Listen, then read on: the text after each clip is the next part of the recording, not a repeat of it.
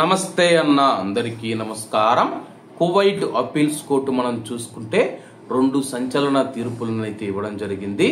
Kuwait లో ప్రవాసులను అవమానిస్తూ ఉన్న social మీడియాలో ఇటీవల మనం చూసుకుంటే కొంతమంది ప్రవాస సలహాదారులు ఎవరైతే ఉన్నారో వాళ్ళను అవమానిస్తూ సోషల్ మీడియాలో పోస్టులు పెడుతూ ఉన్నారో, ప్రవాసులను జాతిపరంగా మరియు ప్రవాసులు ఇక్కడ ఉండకూడదని చెప్పేసి వాళ్ళ సలహాలు మనం తీసుకోవడం ఏంటని చెప్పేసి సోషల్ మీడియా వేదికగా, ముఖ్యంగా ఎక్స్ వేదికగా మనం చూసుకుంటే వీడియోలు మరియు అలాగే ఫోటోలు పోస్టులు చేస్తూ ఉన్నారు. దీంతో కొంతమంది ఫిర్యాదు చేయడంతో అయితే వాళ్ళపైన తగినమైన చర్యలు తీసుకోవాలని చెప్పేసి, అలాగే ప్రవాసులను అవమానించినందుకు కోర్టు జరిమానా విధించింది.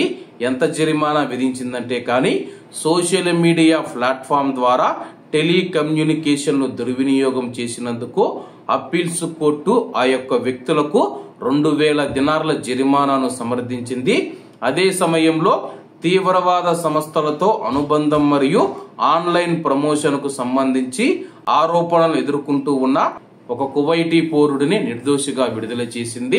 సోషల్ మీడియా ఎవరైనా సరే కానీ మతపరంగా కానీ లేకపోతే కువైటీలని ప్రవాసులని విడదీసి, దేశాల పరంగా కూడా విడదీసి ఎవరైతే తీవ్రమైన వ్యాఖ్యలు చేస్తారో అటువంటి వారికి జరిమానా లేదా జైలు శిక్ష విధించే అవకాశం ఉంది.